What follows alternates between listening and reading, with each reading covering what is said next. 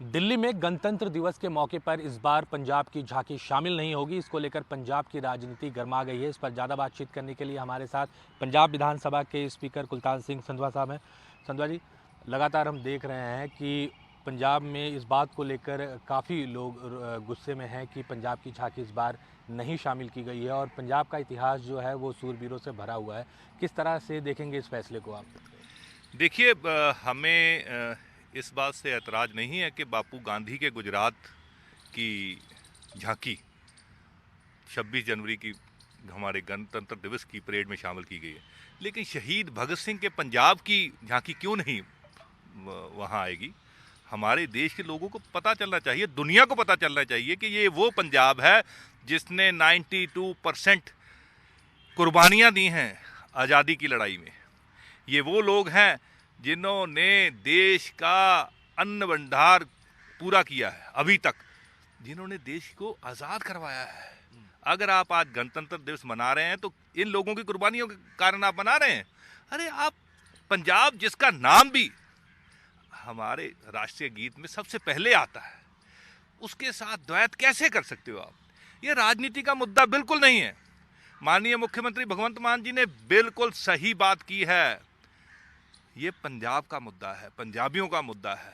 ये किसी धर्म का मुद्दा नहीं है, ये सबका मुद्दा है, ये देश का मुद्दा है। पंजाब देश का सबसे पहले आने वाला वो सूबा है।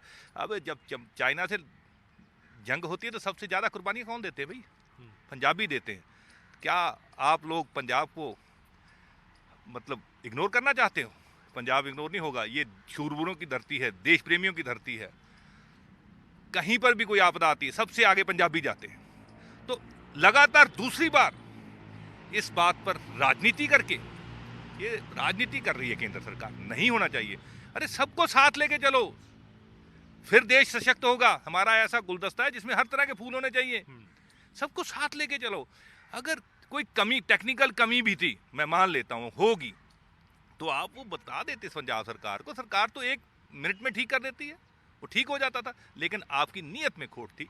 आपको चाहिए अभी भी पंजाब को साथ लेके चलिए। अगर पंजाब खुश है तो देश आगे बढ़ेगा। लेकिन बार बार ये कहा जा रहा है कि ये पहली बार नहीं है कि जब पंजाब की झांकी शामिल नहीं हुई। इससे पहले भी कई बार हो चुके हैं।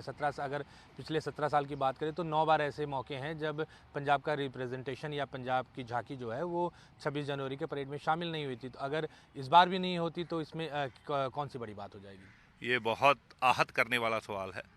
अगर 17 बार नहीं हुई तो ये क्यों नहीं हुई, ये सब उनको बताना चाहिए। जिन जिन लोगों का कसूर है उनकी जिम्मेदारी फिक्स होनी चाहिए।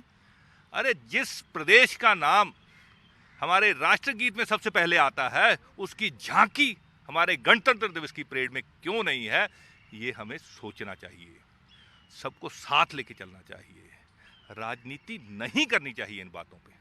ये भी कहा जा रहा है कि जो थीम बनाई गई थी इस बार, उस थीम से मैच नहीं कर रहा था और जिस पर ये कहा जा रहा है कि ये एक वजह है कि जिसके कारण इस बार उस जो मॉडल था उसको रिजेक्ट किया गया।